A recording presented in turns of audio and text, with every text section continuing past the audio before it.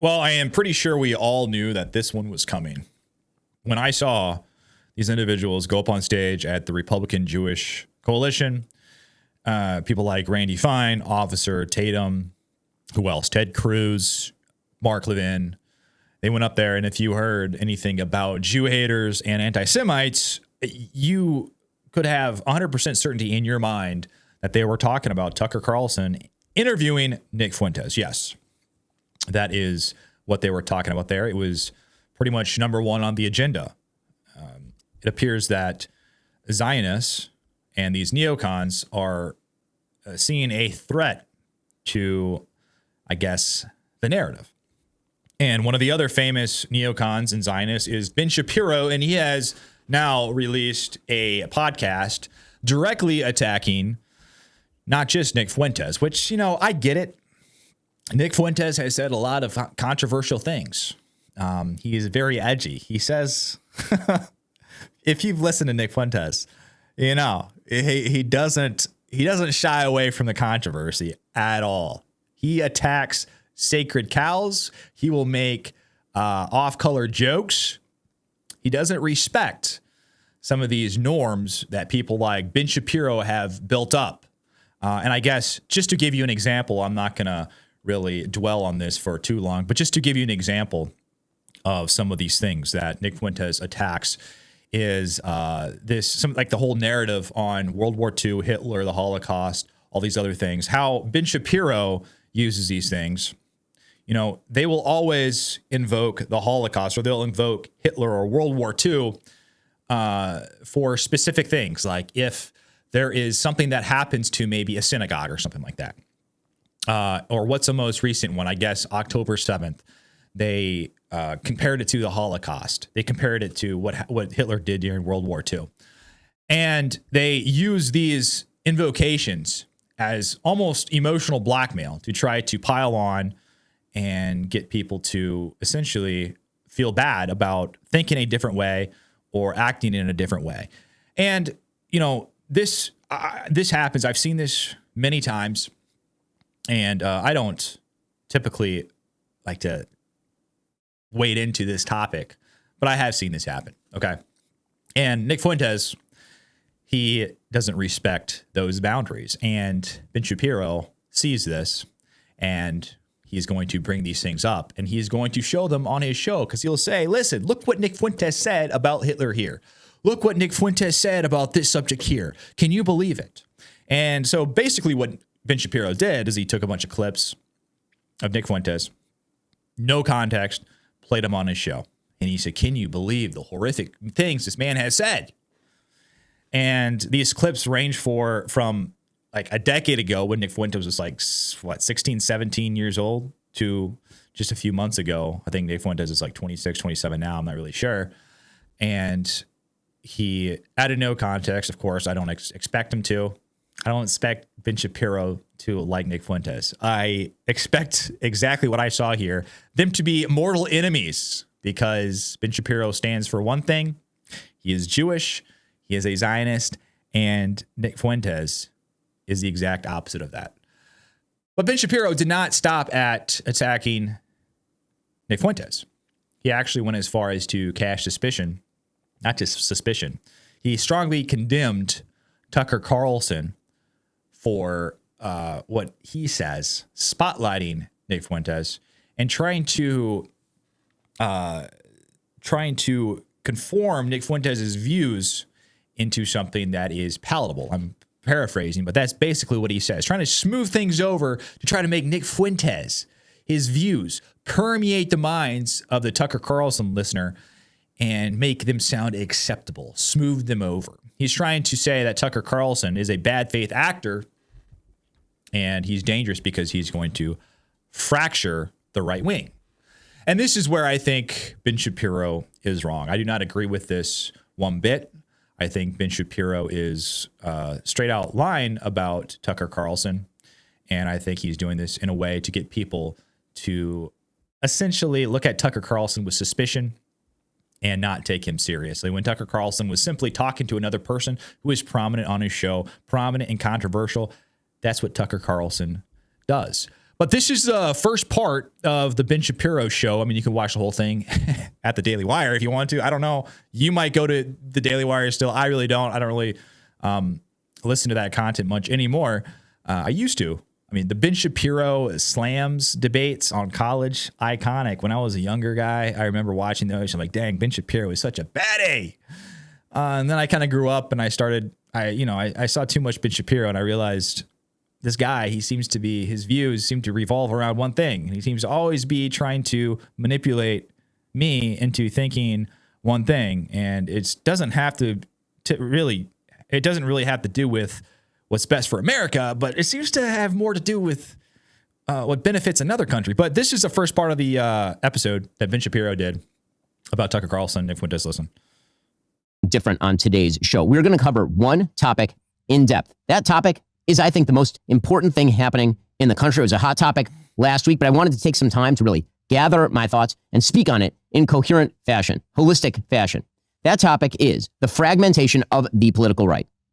That fragmentation is being caused purposefully by a splinter faction of people led by a young man named Nick Fuentes. They are white supremacists. They hate women, Jews, Hindus, many types of Christians, brown people of a wide variety of backgrounds, blacks, America's foreign policy, and America's Constitution. They admire Hitler and Stalin. And that splinter faction is now being facilitated and normalized within the mainstream Republican Party. The main agent in that normalization is Tucker Carlson, who is an intellectual coward, a dishonest interlocutor, and a terrible friend. Okay, so that is essentially, just to give you guys a little bit of a taste, that is how he described Nick Fuentes and Tucker Carlson. Tucker Carlson is the agent trying to, Ben Shapiro has slammed conspiracy theories on his show so many times. Remember, he was the one that said, go get the vaccine, dope. But now he has a conspiracy theory of his own. And it seems to happen to be that this dangerous Jew hater named Nick Fuentes is having his views normalized by a prominent right-wing journalist or podcaster, interviewer, you name it, Tucker Carlson. So Ben Shapiro has a new conspiracy theory of his own. But let's get into a couple other things. Ben Shapiro, he liked to clip Nick Fuentes out of context. He liked to play things without adding any context. And I think it's interesting if Ben Shapiro is going to do stuff like that. I think this is a clip that a lot of people should see. Ben Shapiro, and this was several years ago. I don't know if his views have changed, but Ben Shapiro will not have Nick Fuentes on his show to debate him on these topics. Nick Fuentes has repeatedly called to debate Ben Shapiro. He's open to debate Ben Shapiro, but Ben Shapiro instead decides to just clip up Nick Fuentes and play the most unfortunate comments he's made from the last decade of doing his show and streaming, clipping them, not adding any other comments to them, just letting those things stand on their own in a vacuum, which of course is something they did to Donald Trump when he made the good people on both sides comment, and the mainstream media said he was talking about a white supremacist rally. But just because Ben Shapiro will do that, he will attack Nick Fuentes, not have him on a show. He won't have Tucker Carlson on a show either, as far as I know, even though Tucker Carlson is arguably one of the biggest figures on the right. I will play this. And this is something Ben Shapiro said. And this is one of the big concerns that people like Tucker Carlson, myself, Nick Fuentes, a lot of these America First people have with someone like Ben Shapiro being such a prominent voice on the right. This is one of the problems that we have. This is one of the things that we see where Ben Shapiro, in a talk years ago, he said, the existence of Israel is the single greatest guarantor of my loyalty to the United States. Listen. Wonder if one day you will have to flee the United States? I mean, I think that every Jew throughout world history who has a brain and knows history has always wondered if a country that is not a Jewish state is going to eternally provide them security guarantees and full citizenship, of course. I mean, that's I think to think that that's why the existence of the state of Israel is the single greatest guarantor of my loyalty to the United States, frankly. Right? Because Israel exists, that means the United States is going to be a more welcoming place for me, because Israel is there as a backstop in case anything should go wrong. Okay, fair enough. But what does that show you? If you boil it down, that essentially says that Ben Shapiro has more loyalty to Israel than he does to the United States. He doesn't see himself as completely American. And there's a contingent upon him being loyal to America, and that is America being loyal to Israel, which, you see kind of some of the problems someone that is America first might have with someone like this being so influential on the right, when instead of their decisions and what they say revolving around, hey, what's good for the United States? As someone who is loyal to the United States and who lives here, my family was here, what's good for the United States? Instead of that, it's contingent on, well, is this good for Israel? Is this good for the United States? The Israel thing wins out first before you get to what's good for the United States. And that's what a lot of people have a problem with. And I myself, I see it. Steven Crowder also, he actually responded to Ben Shapiro directly. Steven Crowder said there is nothing inherently anti-MAGA about Tucker Carlson interviewing Nick Fuentes. That being said, there is a right way and a wrong way to have this conversation. And it seems like a lot of people are missing the plot. Let's take a look at what Steven Crowder has to say. But let me first clarify what should not be a disqualifying factor. And I don't see some of these people there understanding this. Interviewing controversial figures should not be disqualifying at all. Whether it's Nick Fuentes, whether it's Vladimir Putin, whether it's Sergei Lavrov, whether it's Dugin, who we interviewed, Jeffrey Sachs, or Clint Howard, the lady nun. I was like, wait, what? These are not disqualifying factors, nor are bow ties or recently becoming enamored with fly fishing or even putting bow ties on the fish that you fly. So we thought it would be interesting to take a look at a contemporary, modern-day 2024 Russian grocery store 2 years into sanctions. Here we go. So I guess you put in 10 rubles here and you get it back when you put the cart. Oh, he discovered Aldi. Yeah. So it's free, but there's an incentive to return it. Come on. Trader Joseph Stalin's. Unicorn and mini mills. All right. And we all came in around $400, about $400. It was $104 US here. And that's when you start to realize that ideology maybe doesn't matter as much as you thought. Corruption.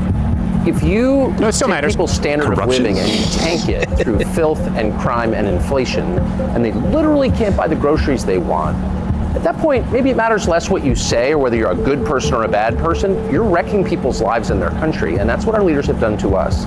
Well, what about Russian leaders literally imprisoning people for holding the wrong political perspectives? Or the fact that 60% of all Russians spend at least half of their income on food because of how poor they are. It should give you pause if someone simps for Sharia law. Sharia law is bad, Seth. I don't know if you've heard that. It's bad. It's worse than what's happening in New York and Detroit. It's just bad. Correct. I don't know why. You should know, Seth, that the real danger is Sharia law. Sharia law. And you can tell when you go to a place like Abu Dhabi or Riyadh, like, oh man, I hope we don't ever wind up with a society like this. Now do Kandahar. A rape rate of 0, where you leave your keys in your Lamborghini and don't ever worry about it being stolen. And if people want to get wasted, they do it at home. You know what I mean? Okay. And you guys caught that, right? You said a rape rate of 0. Yeah. Do you know the statistical likelihood of there being a rape rate of 0 in an Islamic country? Ironically, it's 0. You guys remember this, right? January 1st, 2021, when some of these texts were revealed, we said, we are very, very close to being able to ignore Trump most nights. I truly can't wait. I hate him passionately. So that seems pretty cut and dry. It appears as though, Steven Crowder is even kind of piling on to some of this. And I can't help but feel like some of this is a little bit intentional, because when I watch some of what Tucker Carlson talks about, for instance, this whole Sharia law thing, when Tucker Carlson is being very sarcastic about, do you agree? Sharia law is really the worst thing. I think Tucker Carlson's point, I think there's a point here, is that your average American are dealing with average problems. Okay. And when you come out and you want to make everyone afraid and just freak everybody out about Sharia law, as if that is the number one issue on the agenda and everyone should care about that, while the average blue collar guy is down here working his fingers to the bone, trying to afford a good life for his family, and he's not able to make ends meet. Why should he care about Sharia law? Why are you droning on about Sharia law and these other things? And why are you trying to convince him that, no, it's not the economy. It's not your ability to make ends meet for your family. It's not healthcare and all these. It's Sharia law. I think that is the point that Steven Crowder misses here. And I think that's why Tucker Carlson has gotten so popular, because he takes some of these things that a lot of the people on the right, I mean, mainly he does seem like he's criticizing the neocons and some of these people who like to stir up controversy and conflicts in other countries. And he mocks them. He mocks them. And why does he mock them? Because the average American is suffering. I've seen it, okay? I've seen it. I live in a small town, industrial town. I know people. I've worked with people who work paycheck to paycheck. They work 60 hours a week. This is not a lie. I knew a guy personally who I worked with. He would work 60-hour weeks. I mean, of course, this is overtime. And he would make $600-700 a week. And his paycheck would be gone the next week because he is paying for his mortgage. He's paying for healthcare. He's paying for food. He's paying for miscellaneous things for his family. He's not getting ahead. He's not building anything. He doesn't have money in the bank to do much. He can barely scrape by. Why should he care about Sharia law? And that is the point that Tucker Carlson makes. And when Steven Crowder comes on his show, and, I get it. You want to, keep things on the up and up with your advertisers and, people in the whole circle and the right-wing movement or the Republican Party or the GOP or whatever. But this is where I believe that Steven Crowder comes off a little bit out of touch, okay? Or a little bit, maybe not out of touch, but a little bit purposefully misrepresenting what Tucker Carlson is trying to say. And that message that Tucker Carlson, I believe, is trying to say is exactly what I just explained to you here. That's why Tucker Carlson was speaking in a very sarcastic way about Sharia law. But moving on, I will go through a couple other things. Harrison Smith, he retweeted Ben Shapiro. Harrison Smith is a personality on InfoWars. He said, if we had listened to Ben Shapiro in the past, it would be no voting for Trump, no to opposing the vaccine, no to caring about the browning of America. These are all things Ben Shapiro has done or said. No to opposing the war in Ukraine, and yes to war with Iran, and that is accurate. And this is Nick Fuentes himself. This is what he had to say about the whole matter. Nick Fuentes retweeted. He gave Ben Shapiro a little free advertising here. He retweeted the show or the podcast. He said, no to Ben Shapiro, no to neocons, no to dual citizens, no to Benjamin Netanyahu, no to cancel culture, no to genocide and ethnic cleansing, no to the Christ-hating Talmud, no to Greater Israel, and no to our Jewish oligarchy. So, ladies and gentlemen, that is what we have going on currently. It does appear like Ben Shapiro, Officer Talmud, or I just said Officer Talmud, Officer Tatum. Sorry, not Officer Talmud. That's a name that people call Officer Tatum. Officer Tatum, Mark Levin, some of these people on the neocon right wing are absolutely seething over not just Nick Fuentes, but Tucker Carlson talking to Nick Fuentes. And I don't know what side of the argument you find yourself on.